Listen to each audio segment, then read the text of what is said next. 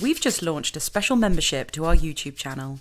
Sign up today for a host of unique benefits, including monthly discount codes for our online shop, custom wallpapers, badges and emojis, as well as an exclusive chance to vote on topics for future films you'd like us to make. The best thing about physical maturity is that it's very easy to spot. We can so easily tell when someone has another decade of growth to go, and can therefore set our expectations and our levels of forbearance accordingly. But we have no such luxury when it comes to emotional maturity. Here we can be constantly surprised by whom we have on our hands. The most stunning forms of immaturity can coexist with all the trappings of adult life and a confident and knowledgeable manner. It may be a long time into a love affair or a working relationship before we realize that we are unwittingly dealing with an emotional infant. It pays, therefore, to try to arrive at a few general guidelines for how an emotionally immature person can be spotted and, if necessary, escaped from very fast.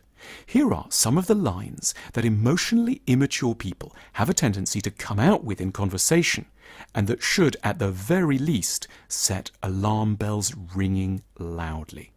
I'm not so good at spending time on my own. What separates the mature from the immature is perhaps more than anything else a capacity for being on their own, without distraction and thinking about who they are and what they've experienced. The mature person can allow themselves to examine and, as it were, feel their own feelings, even when these are very difficult and hugely unwelcome.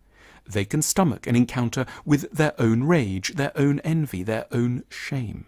They don't have to do what the immature person is constantly compelled to do: find someone or something else to prevent them from any risk of understanding their own mind. I don't really remember much about my childhood. There are very few childhoods in which difficult things didn't unfold. Without anyone meaning for this to happen, with the best intentions, children's development gets impeded and bruised. What counts, therefore, isn't that someone had a happy childhood. Almost no one on the planet did entirely. But that a person should have a calm and insightful view of what their childhood was actually like, in its good and bad aspects. An inability to remember much about the past doesn't indicate that it was idyllic or just a long time ago, just that it hasn't begun to be processed, and that is a red flag. I've never really thought about that before.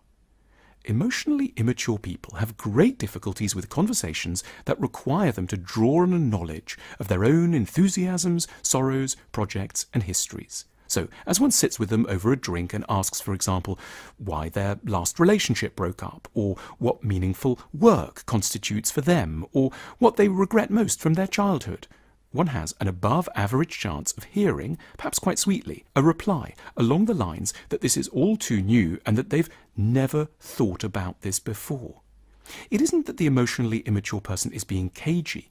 They simply haven't properly inhabited, in its authentic pain and intensity, the life that they are actually leading.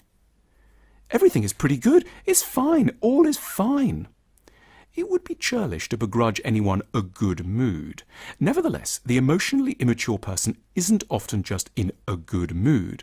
They are rigidly unable to enter a bad one.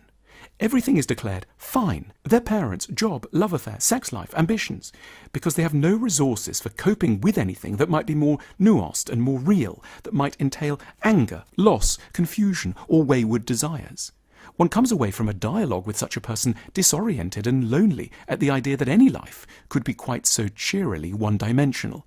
It isn't. That's just the way that the emotionally immature person is processing things. That's just a load of old psychobabble. As soon as a conversation threatens their emotional integrity, the emotionally immature person will shut it down with the imperious verdict that it is a piece of overcomplicated nonsense. They appeal to an idea of robust simplicity instead, as though the origins of all our problems might lie in thinking too much. It's the sort of attitude that might lead them to recommend that an anxious person pull themselves together, or to claim that a lot of mental distress comes from not getting out enough.